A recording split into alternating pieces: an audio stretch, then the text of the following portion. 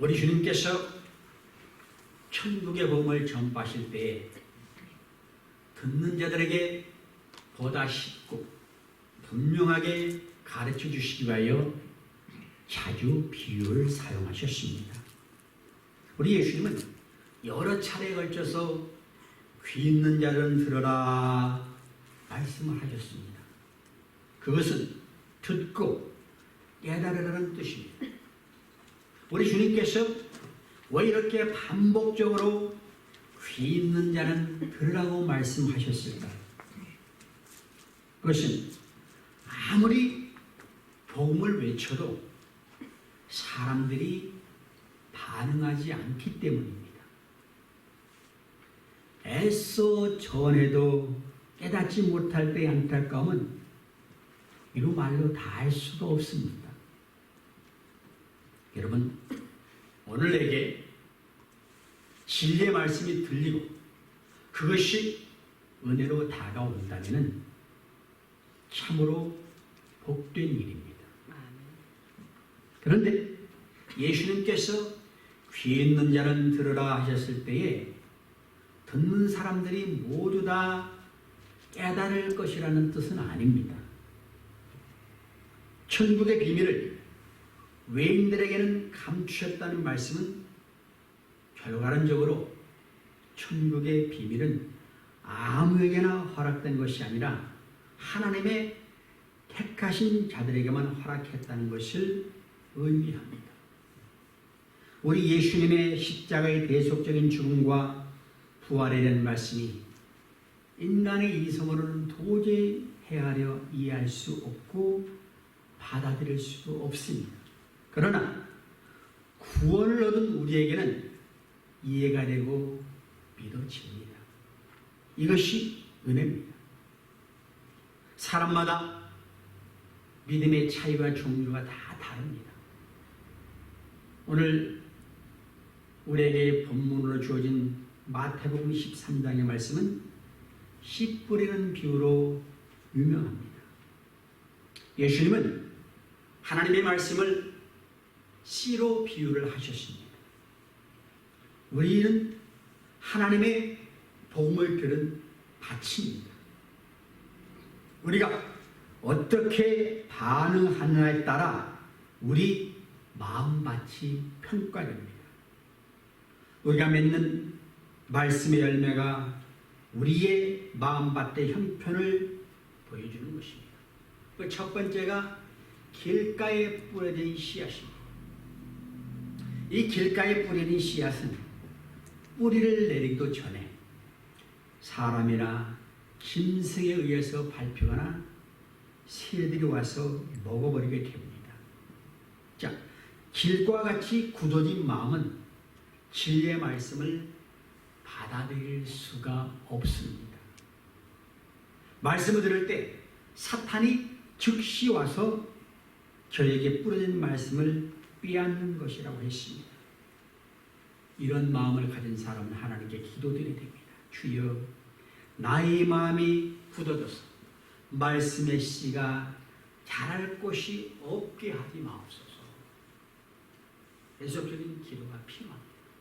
그 다음으로 돌밭에 떨어진 씨앗입니다. 돌밭에 뿌리웠다는 것은 말씀을 들을 때는 즉시 기쁨으로 받습니다. 그런데 그 속에 뿌리가 없기 때문에 잠깐 견디다가 환난이나 핍박이 일어날 때에는 곧 넘어지는 자라 그렇게 말씀을 합니다. 그것은 흙이 얇아 씨앗이 금방 싹이 나고 뿌리를 내리는 것 같아서 굉장히 기뻐하고 또 소망을 갖고 기도도 가졌는데 햇볕이 뜨거워지니까는 수분이 말라버리고 또 뿌리를 내릴 때 돌들이 수분을 빼앗아가므로 결국은 죽고 맙니다. 이런 마음은 자신에게 유익이 되는 상황에서는 말씀을 기쁨으로 받지만은 예기치 않은 환난이나 핍박이 오면 그냥 무너지게 됩니다. 하나님의 축복과 은혜만을 구할 뿐 내게 영원한 생명을 주시기 위해서 십자가에 달려 돌아가신 그 주님을 위해서는 기꺼이 희생하고 헌신할 생각은 없는 이기적인 사람입니다. 하나님은 사랑이시오. 믿고 강관한 자에게 응답하신다는 말씀을 들을 때는 기뻐하면서 길을 걸었는데 내가 원하는 대로 되지 않았을 때는 믿음이 지속되지 못하고 말라 죽고 마는 것입니다. 사랑하는 성도 여러분, 신앙은 하나님 절대주의입니다. 그분의 뜻대로 되는 것을 믿는 것입니다. 내가 원하는 것이 하나님의 뜻이면 그렇게 해주실 것이고 아니라면 아무리 애써도 안 되는 것입니다. 내가 정말 하나님만 의지하고 말씀에 순종하는 인생은 우리 예수님께서 그 인생을 복된 길로 인도해 주심을 믿으시기 바랍니다. 다음으로 가시밭에 떨어진 씨앗입니다. 가시나무가 우거진 틈새로 씨앗이 떨어져서 싹이 내리고 뿌리를 내렸습니다. 그런데 가시나무가 뿌리를 거미줄처럼 얽히고 설켜서 내렸기 때문에 양분을 다 빨아올립니다. 더 이상의 양분을 섭취할 수가 없습니다. 또 가시나무가 햇볕을 가리고 있기 때문에 싹이 자라지 못하고 결국은 시들어서 죽어버리게 됩니다. 이 가시 떨기 같은 마음은 세상의 염려와 재물의 유혹 때문에 열매를 맺지 못합니다. 자신의 세속적인 욕망이나 유혹을 이겨내지 못하고 말씀에 순종할 수 있는 그 믿음의 결단력이 절대적으로 부족한 사람입니다. 이런 사람은 결국은 방황하다가 자신의 삶 속에서 하나님이 기뻐하시는 열매를 맺지를 못합니다. 여러분, 우리 성도의 삶은 무엇을 먹을까, 무엇을 마실까, 무엇을 입을까 염려하는 삶이 아닙니다. 왜? 하나님께서 택하신 자녀의 삶은 철저하게 책임지시기 때문입니다. 믿으시면 아멘. 아멘. 마지막 한 가지, 좋은 밭에 떨어진 씨앗이 있습니다. 좋은 땅은 많은 결실을 맺게 되어 있습니다. 이같이 착하고 좋은 마음으로 하나님의 말씀을 듣고 지키고 인내로 결신하는 자는 바로 좋은 땅에 떨어진 씨와 같이 100배, 60배, 30배 결실을 맺습니다. 그는 하나님의 말씀을 기쁨으로 받되 어떤 환난이나 핍박이 와도 견뎌냅니다. 사탄의 역사로 인한 시험이 와도 넘어지지를 않습니다. 세상 염려나 재물의 유혹에도 견딜 수가 있습니다. 예수 그리스도를 통한 우리를 구원해 주신 하나님의 뜻을 따라 그것을 이루는 자의 삶을 살아가게 됩니다. 이렇게 좋은 땅이 되기 위해서는 잡초를 없애고 씨앗이 뿌리를 잘 내리도록 땅을 부드럽게 하는 작업이 필요합니다. 주님은 우리 마음밭이 옥토가 되기 위해서 우리를 끊임없이 연단하십니다. 현대를 사는 우리에게는 어떤 박해보다는 세상 염려와 재물의 유혹 때문에 말씀이 막혀 결실하지 못하는 신앙인이 되기가 쉽습니다. 육신을 듣고 사는 동안에 세속의 문제로부터 완전히 자유로울 수는 없습니다. 때문에 말씀을 깨닫기 위해서 말씀에 집중하는 훈련이 필요합니다. 또 깨달은 말을 삶 속에서 실천하는 것이 옥토와 같은 마음을 갖는 그런 사람의 자세입니다. 그런 것을 게으리할 경우에 결실을 맺지 못하는 것뿐만이 아니라 어느새 가라지로 변질이 될 수도 있습니다. 이 세상은 의인과 악인이 공존하는 세상입니다.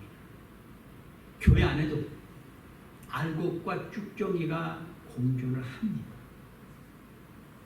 하나님의 말씀을 깨닫고 그 안에서 예수 그리스도의 생명이 있어야 알곡입니다. 마지막 때는 하나님이 알곡은 모아 천국 창고에 들이시지만 쭉정이는 불에 태워버리십니다. 여러분, 우리 안에 있는 예수 그리스도의 생명으로 말미암아 천국의 알곡이 될 수 있기를 주의 이름으로 간곡히 부탁을 드립니다. 우리가 철로 역정을 통해서 지금 은혜를 나누고 있는데, 지난 시간까지 살펴본 것은 고집쟁이라는 사람이 죄악된 세상을 떠나 영원한 생명을 찾아갑시다 라고 권면하는 순례자의 요청을 거부하고 장차 멸망할 그의 마을로 돌아버리고 말았습니다. 완고한 마음을 깨트지 못한 자는 바로 이와 같다 그랬습니다. 이제 변덕쟁이만 순례자를 따라 길을 나섭니다. 여러분, 우리가 어떤 과정을 거쳐서 하나님 나라에까지 갑니까? 각자가 자신의 삶을 돌이켜보시기 바랍니다. 구원은 시작에 불과합니다. 우리의 목적은 끝까지 완주하는 것입니다. 철력된 이력된 모든 사건의 인물들은 우리 삶 속에 실제로 경험되어지고 만날 수 있는 사람들입니다. 때로는 유혹을 하고 때로는 시험에 빠지기도 하고 거기에 따라서 위기도 만나고 실족도 하고 승리도 하고 고난도 겪고 평안도 느낍니다. 여러분, 주어진 말씀의 길을 얻기 위해서 어떤 상황에도 포기하지 않고 끝까지 천성을 향해서 달려가는 자가 되시기를 바랍니다. 이 길이 혼자 걷는 길이 아니라 임마누엘 하나님이 우리와 함께 하십니다. 변덕쟁이와 이제 크리스천이 된 순례자가 길을 가면서 대화를 나눕니다. 변덕씨, 당신이 나와 함께 가는 것이 너무나도 기쁩니다. 돌아간 고집씨도 나처럼 보이지 않는 것에 대한 두려움과 압박을 느꼈다면 그렇게 쉽게 우리를 떠나지는 않았을 것입니다.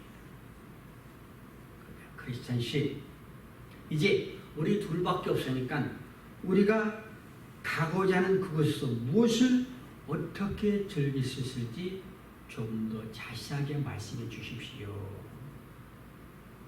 그래서 설명합니다. 내가 알고 있는 것을 말로 다 설명하기는 어렵지만 여기 성경에 있는 대로 읽어드리겠습니다. 당신은 그 책에 있는 말씀이 틀림없는 진실이라고 믿습니까? 네. 참으로 거짓말 하실 수 없는 하나님에 의해 기록된 말씀이기 때문입니다. 그 말씀에 의하면 영원한 나라가 유업으로 우리에게 주어져서 우리는 그곳에서 영원토록 살 것입니다 했습니다. 이사야 45장 17절 말씀입니다. 이스라엘은 여호와께 구원을 받아 영원한 구원을 얻었으니 너희가 영원히 부끄러움을 당하거나 욕을 받지 아니하리로다. 그렇게 말씀합니다. 여러분, 나는 지금 어떤 하나님을 믿고 있는가 수시로 자기 자신에게 물어봐야 됩니다. 우리 인간은 안일함과 타성에 빠지기 쉽습니다. 그 놀라운 하나님의 사랑에 대해서도 아무런 감동을 느끼지 못할 경우가 너무나도 많습니다. 어느 날 설교의 황태자라고 말하는 스펄전 목사님이 울고 있었습니다. 아내가 묻습니다. 왜 무슨 일이 있습니까? 오늘 내가 나를 위해서 대속의 죽음을 주신 십자가의 고난을 묵상하는데 마음에 감동이 없어. 너무 아파서 묻은 거예요. 여러분, 나는 적어도 이런 하나님을 믿는다라고 자신 있게 말할 수 있는 하나님은 내게 어떤 하나님이십니까? 분명히 우리가 하나님의 존재에 대해서 함부로 단정하고 판단할 수 없습니다. 그분은 창조주시오. 우리는 피조물이기 때문에 우리 이성으로 그분의 뜻을 다 이해할 수 없기 때문에 우리는 다만 그분께서 계시하신 말씀을 통해서 그분을 조금이나마 헤아려 알 수가 있는 것입니다. 여러분, 하나님의 말씀을 따라 사는 백성들은 여호와 앞에서 영원히 부끄러움을 당하지 않고 영원한 구원을 얻을 것이다 했습니다. 이 말은 다시는 죄와 죽음의 노예가 되지 않는 구원을 얻는다는 뜻입니다. 우리 예수님의 속죄는 영원한 속죄입니다. 이 말을 듣는 변덕 씨가 또 묻습니다. 참 흐뭇한 말이군요. 그 밖에 또 없습니까? 있죠. 영광의 면류관과 예복이 우리에게 주어질 것인데 그것은 하늘과 같이 빛나서 우리를 빛나게 해줄 것입니다. 디모데후서 4장 8절 보면은 이제부로는 나를 위하여 의의 면류관이 예비되었으므로 주 곧 의로우신 재판장이 그날에 내게 주실 것이며 내게만 아니라 주의 나타나심을 사모하는 모든 자에게니라. 이렇게 기록되어 있습니다. 사도 바울이 그리스도를 대적하는 자였습니다. 그런 그가 주님을 위해서 싸우는 자가 되었습니다. 엄청난 핍박과 고난과 역경을 겪으면서 바울이 무엇을 바라보았기에 선한 싸움을 싸우고 그 길을 달려갔을까요? 이제 후로는 나를 위하여 의의 면류관이 예비되었으므로 그는 자신을 위해서 예비된 면류관을 바라보았기 때문에 예수님 위해서 그런 선한 싸움을 싸울 수가 있었습니다. 여러분, 우리도 과거에는 하나님을 믿지 않고 예수 그리스도를 부인하며 핍박하는 자였을 수가 있습니다. 근데 하나님의 은혜로 택함 받아서 우리 주님을 위해서 악한 마귀와 싸우는 그런 성도가 되었습니다. 우리가 하나님 나라에 갈 때까지 그리스도의 좋은 군사가 되어서 마귀와 싸워야 됩니다. 비록 세상이 폐역하고 죄악이 관영하다고 할지라도 세상의 빛이요 소금인 우리 성도들은 하나님이 주신 생을 헛되이 보내서는 안 됩니다. 하루하루가 너무나도 귀중합니다. 끊임없이 입술로는 예수님을 증거하고 정직하고 성실하게 맡은 바 책임을 다하는 삶을 살 때 이것이야말로 나의 달려갈 길과 주 예수께 받은 사명입니다. 우리도 바울처럼 내 인생의 달려갈 길을 다 가고 마지막을 얼마 남겨놓지 않았을 때 내 사명을 다 감당하고 믿음을 지켜노라 고백하고 영광의 멸류관을 받을 수 있는 귀한 성도는 되시길 주의 이름으로 간곡히 부탁을 드리겠습니다. 아멘. 계속해서 순례자는 천국에 대해서 설명해 줍니다. 천국에는요 더 이상 울거나 슬퍼하는 일이 없을 겁니다. 하나님께서 모든 눈물과 슬픔을 씻어주니까요. 이 말씀이 계시록 7장 16절 이하에 있습니다. 그들이 다시는 줄이지도 아니하며 목마르지도 아니하고 해나 아무 뜨거운 기운에 상하지도 아니하리니 이는 보호자 가운데 계신 어린 양이 그들의 목자가 되사 생명수 샘으로 인도하시고 하나님께서 그들의 눈에서 모든 눈물을 씻어주실 것입니다. 이렇게 말씀을 합니다. 이 땅에서 주를 위한 모든 환난을 통과한 성도님들은 천국에서 완전한 평화를 누리게 됩니다. 구원은 오직 하나님께만 있습니다. 우리 주 예수 그리스도의 속죄의 피는 결코 헛되지가 않습니다.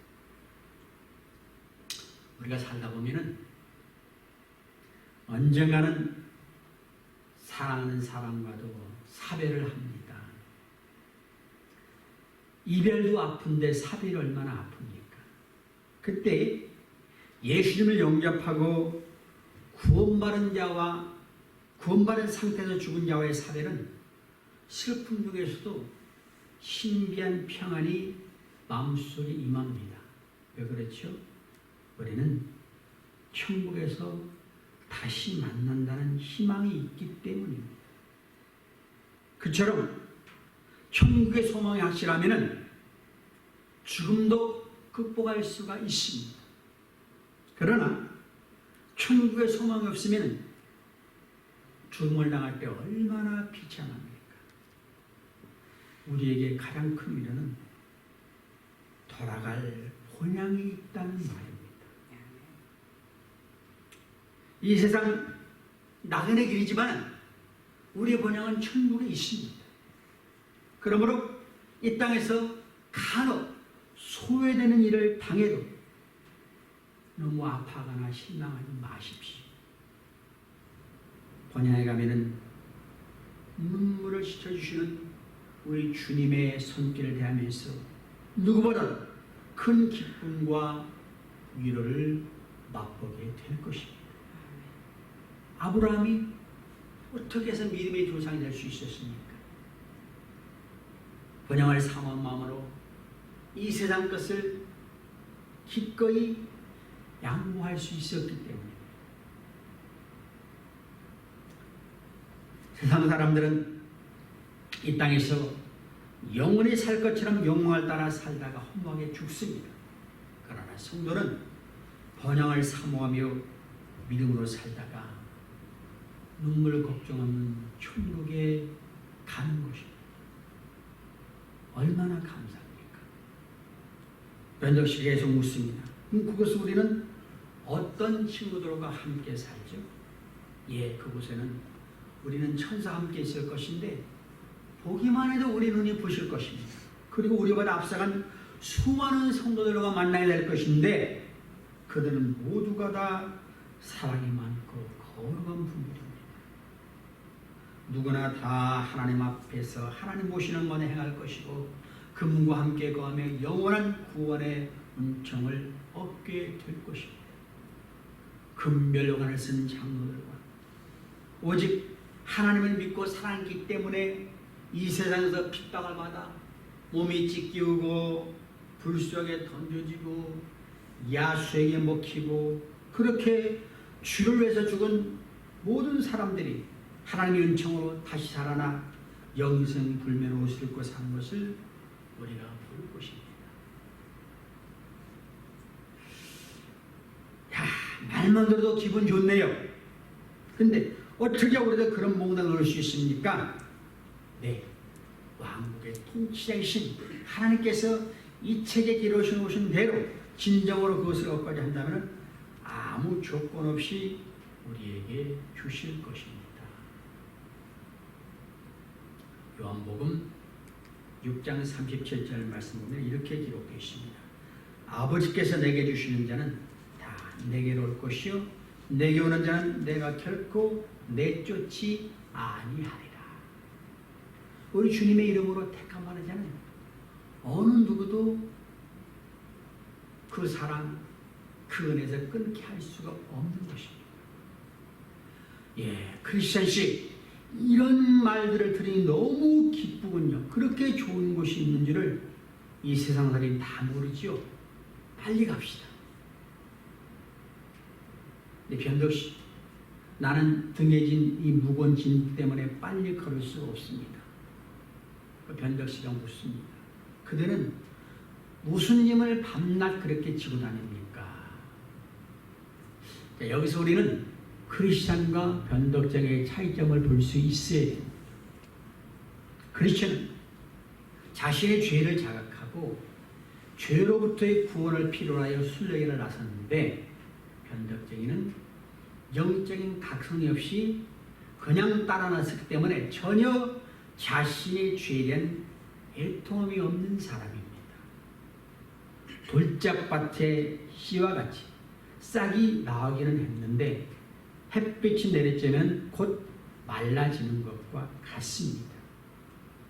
그 둘의 이야기가 끝날 무렵에 그들은 평원 가운데 있는 깊은 수렁 가까이 가게 되었는데, 이에게 정신 팔린 나머지 그만 절망이라는 이름의 수렁 속으로 빠지고 말았습니다. 빠져나가려고 호흡거리가 두 사람 다 진흙투성이가 됩니다. 변덕쟁이가 외칩니다. 크리스천지, 당신 지금 어디 있는 거예요? 글쎄 나도 잘 모르겠습니다. 변덕쟁이가 화가 나서, 아니 여태껏 당신이만의 행복이라는 게 고작 이것이란 말입니까? 출발하자마자 이런 고생을 하게 되었으니 앞으로 어떤 고생을 할지 예측을 할 수 있겠습니다. 만약 여기서 내가 목숨 건진다면 당신 혼자 그 멋진 왕국으로 가시오. 여러분, 여기 절망의 수렁은 믿음이 견고하지 못한 자가 빠지기 쉬운 시험을 의미합니다. 그래서 쉽게 절망하고 하나님의 선하심에 대해서 의심을 합니다. 주님을 따르지만은 큰 두려움과 의심과 낭망적인 공포가 일어납니다. 이것 때문에 실종한 사람도 많이 있습니다. 그런데 시편 43편 5절을 보면 내 영혼아 내가 어찌하여 낭망하며 어찌하여 내 속에서 불안해하노. 너는 하나님을 바라라. 나는 내 얼굴을 도우시는 내 하나님으로 이로 찬송하리로다. 우리가 주님을 바라보지 않으면 실족하게 되어 있습니다. 변덕쟁이가 필사적으로 늪을 빠져나와 뒤도 돌아가지 않고 집으로 가버렸습니다. 이 변덕쟁이는 참된 믿음이 아니라 일시적인 믿음을 가진 자라고 볼 수 있습니다. 여기 이 변덕쟁이에서 발견할 수 있는 일적인 믿음의 특징이 무엇인가 할 때 육신의 생각의 한계를 벗어나지 못합니다. 순례길을 걸어가면서 무엇을 얻을 수 있나 물었을 때 크리스천이 설명하는데 그것을 육신적이고 물질적인 관점으로 이해했습니다. 이런 관점으로 기독교 신앙을 바라보면 잠시 기뻐할 수 있습니다.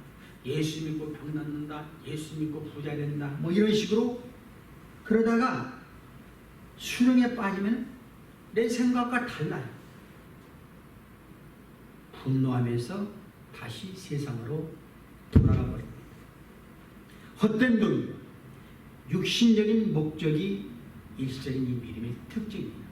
그리고 이 천국과 영생에 관한 말씀을 자신의 상상력으로 이해하고 기뻐합니다. 즉 자신의 느낌에 의지하는 믿음이라 그 말입니다. 여러분, 그 자신의 상상과 느낌을 근거로 해서 어느 정도 열심을 내다가 어려운 상황만 만나면은 금방 돌아서게 되기 쉽습니다. 또 일시적인 믿음은 다른 깨달음이 없는 믿음입니다.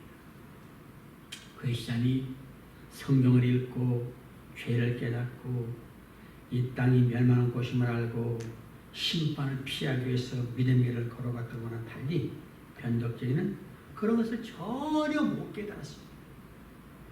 그래서 어려움이 닥치니까는 금방 포기하는 것입니다. 여기서 우리가 아는 건 무엇이냐? 성령님께서 깨닫게 하시는 죄의 책망을 생략한 채 인간의 의지로 예수를 믿을 수 있다고 하는 복음 전다가 얼마나 위험한 것인가 할 일입니다. 이게 일시적인 믿음을 양산하는 통로고 이것이 온전한 믿음으로 못 이끈다는 것을 우리가 알아야 됩니다. 또 일시적인 믿음은 예수를 믿을 때 다른 인생을 계산하지 않습니다. 주님의 제자들도 예수님과 함께 있었기 때문에 풍랑이는 바다에서 고난을 겪기도 했습니다. 그들이 예수와 함께 있지 않았더라면 그런 고난을 겪을 필요도 없습니다. 변덕쟁이가 순례의 길을 따라 나서면서 그런 것은 전혀 계산에 없었습니다. 지금 우리 기독교가 주를 따르는데 필요한 인생을 거부하고 쉽게 믿으려는 풍조가 많이 있었습니다. 아무 부담도 없고 그냥 왔다 가고 이런 성도들이 이런 신자들이 얼마나 많은지 모릅니다. 오늘 사랑하는 성도 여러분, 우리도 믿음의 순례에서 절망의 수렁에 빠질 수 있습니다. 이럴 때 일시적인 믿음의 특징이 나오지 않도록 기도하고 깨어서 믿음을 지키는 하나님의 신실한 백성 될 수 있기를 주의 이름으로 부탁을 드리겠습니다.